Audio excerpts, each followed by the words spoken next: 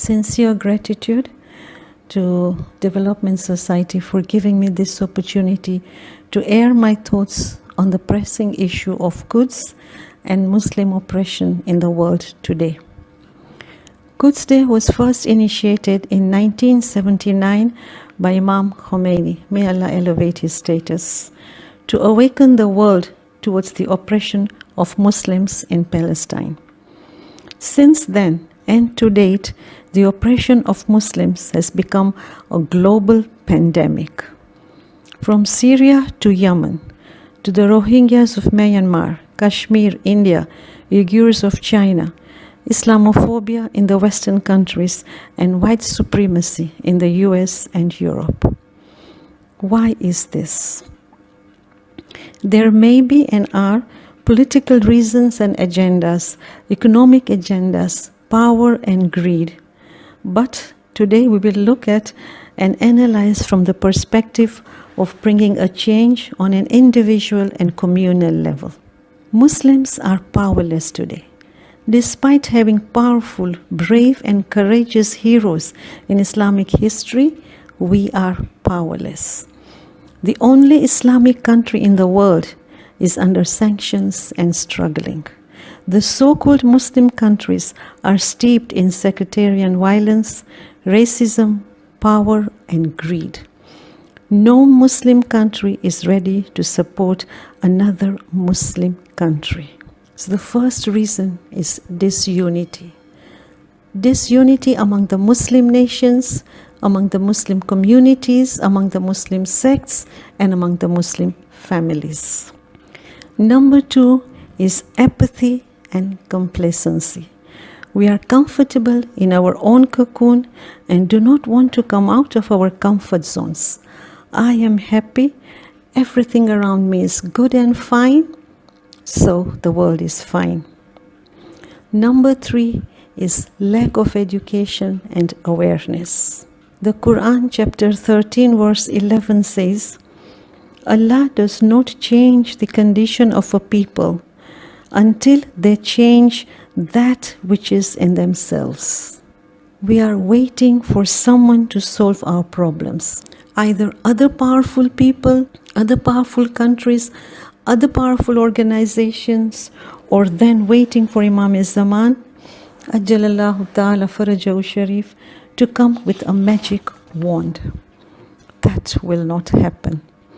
What do we need to do on an individual and communal level to become powerful? As Muslims, we need to support each other on every level, big and small. We need to look after and support the orphans in the family, the orphans in the community. We need to support businesses of each other, give them a push, give them inspiration, help them rise instead of pushing them down. Number 2, we need to build meaningful infrastructures all over the world.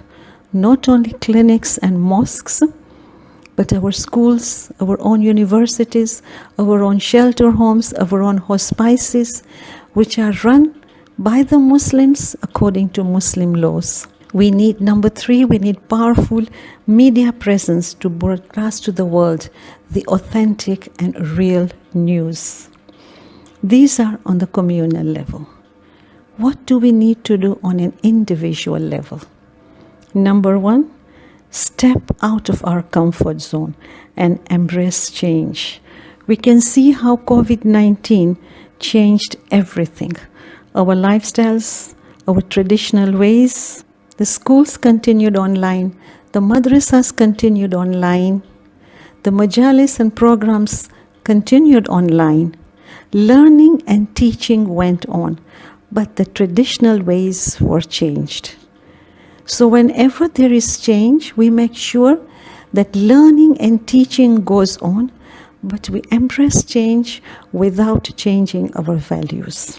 Number 2, make allies, not enemies. We need to build bridges and not walls. Reach out to others outside the community and join hands in pressing issues like the global change, environmental programs, fighting against poverty, racism, injustice, let's not confine ourselves to ourselves. Be humble and understand that we do not know everything, neither do our community professionals. When we step outside, we grow and empower ourselves and others. And last and most important, knowledge and education. Said Sistani, may Allah keep him under his protection, has always emphasized to the groups of Zawar who go to meet him to create professionals and expertise in all fields. Today, we can only have a voice on global issues and have an impact on the world if we have expertise in all the fields. Our destiny and our fate today is in the hands of other powerful nations.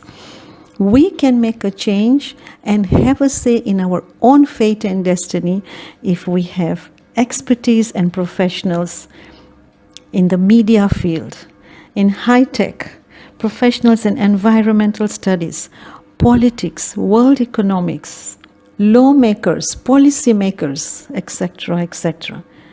An educated mind cannot be enslaved.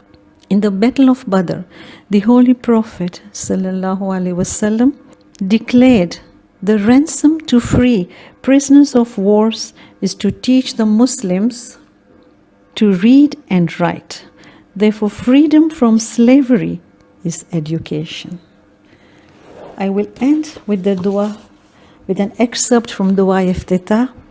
Ya Allah, we earnestly desire from you an honored state through which you strengthen Islam and its people, degrade hypocrisy and its followers, and make us in it amongst the inviters towards your obedience and the leaders to your path. Give us through it honor of the world and the hereafter. Wassalamu alaikum wa rahmatullahi wa barakatuh.